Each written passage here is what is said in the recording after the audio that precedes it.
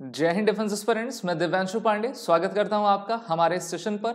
Ministry of home affairs ने भारत की total coastal line को एक बार फिर से रिकैलकुलेट कराया है और जो डेटा हमारे सामने आ रहे हैं काफी हम सभी को जो है शॉक कर सकते हैं। तो चलिए जानते हैं कि पिछले 5 दशक के बाद भारत के द्वारा ये जो आपकी कोस्टल लाइन के सर्वे कराए गए हैं उससे हमारी कोस्टल लाइन की लेंथ कितनी बढ़ी है और अब नया नक्शा, नई लेंथ, नई ज्योग्राफी बाउंड्री के साथ भारत किस प्रकार से प्रगति के मार्ग पर आगे बढ़ेगा। डियर डिफेंस एस्पिरेंट्स, हम सभी जानते हैं कि भारत एक पेनिनसुलर कंट्री है, यानी कि प्रायद्वीप देश है जो कि तीनों तरफ से पानी से घिरा हुआ है। एक तरफ अरबियन सी, दूसरी तरफ बे ऑफ बंगाल और अगर आप भारत के दक्षिण में देखोगे तो आपको हिंद महासागर देखने को प्राप्त होगा।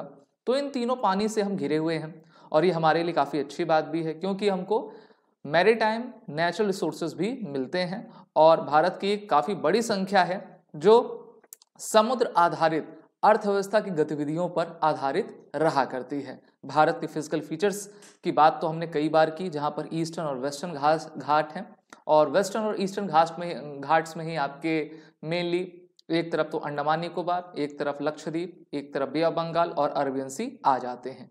तो भारत के जियोग्राफिकल जो फीचर्स हैं भारत को काफ़ी आपका लाभान्वित करते हैं, चाहे आप मौसम से रिलेटेड ले लो या फिर हमारे मैरीटाइम सिक्योरिटी से ले लो।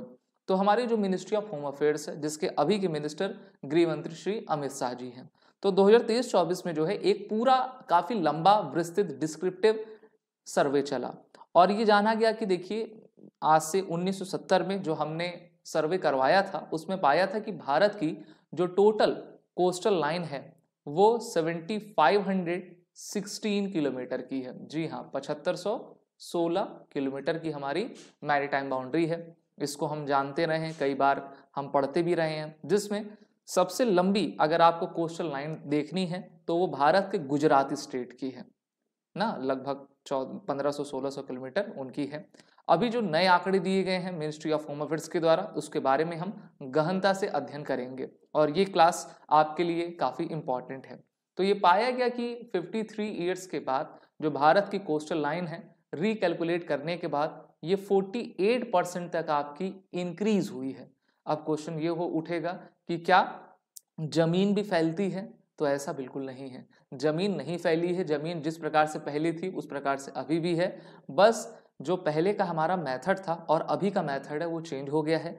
अब हमारे पास काफ़ी ऐसे बेहतरीन आधुनिक इक्विपमेंट आ चुके हैं जिससे कि हम एक्यूरेट डिस्टेंस मेजर कर सकते हैं। तो इसमें कहा गया है कि अब भारत की जो बाउंड्री लाइन है कोस्टल लाइन वो 7516 किलोमीटर से बढ़कर 11,098 किलोमीटर हो गई है। जी हाँ, कितनी हो गई है इसको जरूर आप याद रख लीजिए, 11,098 किलोमीटर हो गई है। तो ये काफ़ी इंपॉर्टेंट डेटा है और इसमें भारत का जो बंगाल, गुजरात और गोवा राज्य हैं इनमें उत्तरोत्तर वृद्धि हुई है। वहीं पर जो पुदुचेरी है हमारा उसकी जो शोर लाइन है वो कम हुई है, 10.54% आपकी कम देखी गई है।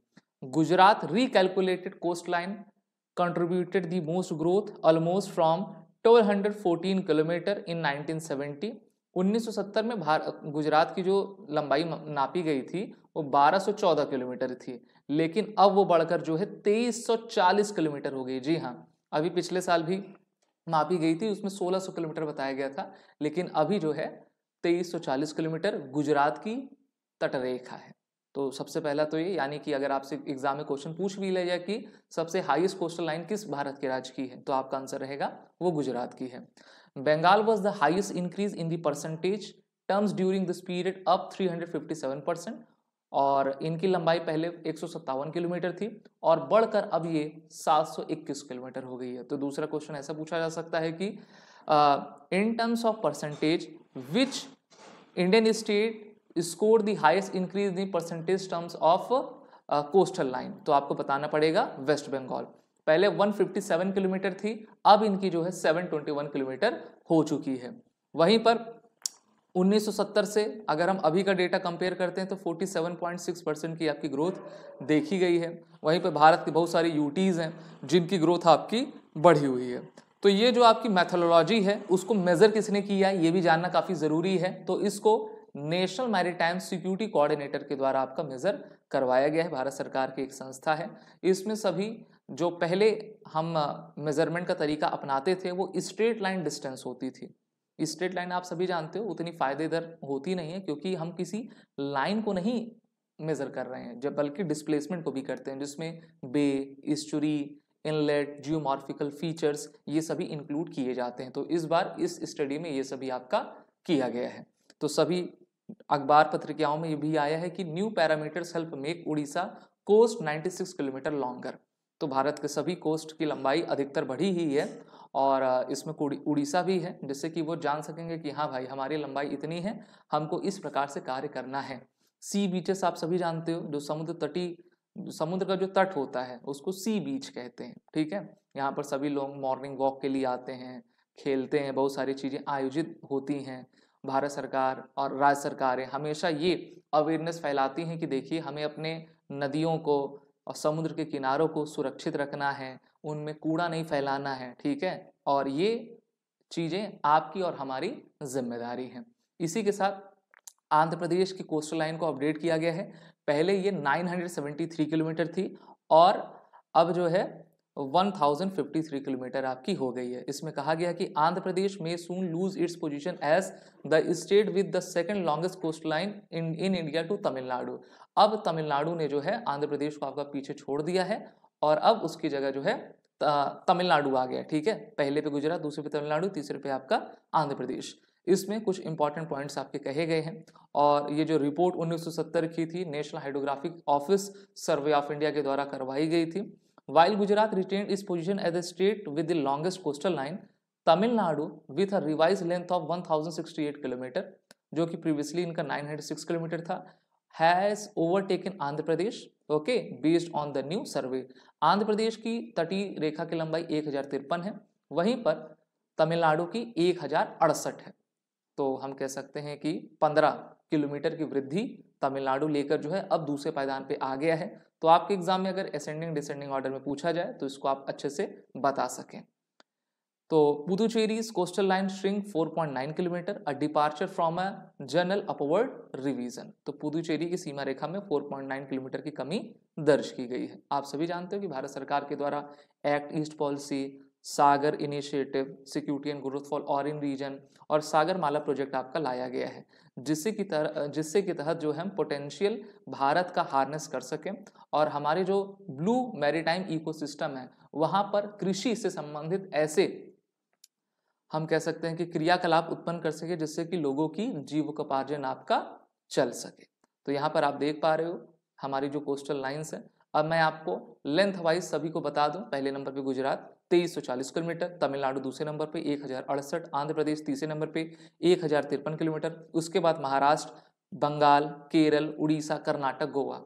तो ये हमारे 9 ऐसे राज्य हैं जो कि समुद्र तट पर किनारे हैं। ठीक है, इनका आप जो है याद कर लीजिए, गुजरात, फिर इसके बाद तमिलनाडु, आंध्र प्रदेश, फिर इसके बाद अगला 3 महाराष्ट्र, बंगाल, केरल, फिर आपका उड़ीसा, कर्नाटक और गोवा। काफी आसानी से आप इसको देख सकते हैं, याद कर सकते हैं।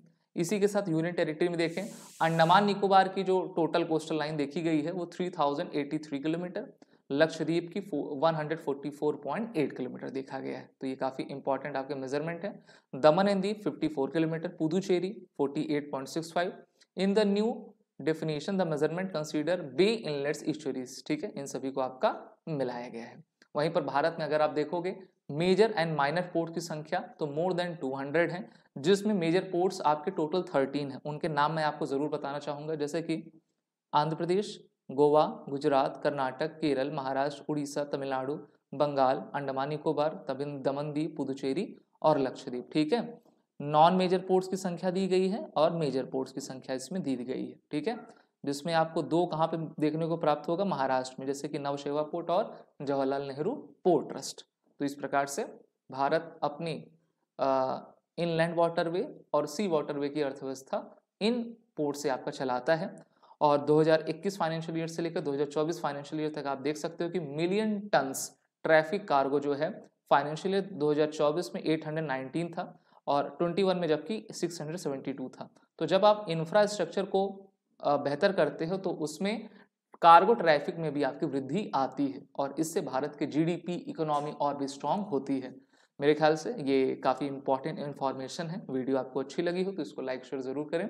These are the bundles test series of SSB crack exam और एसएसबी इंटरव्यू ऑनलाइन के बैच में हमारे जुड़ जाएं, जिसकी लिंक नीचे डिस्क्रिप्शन बॉक्स में दी गई है। जय हिंद।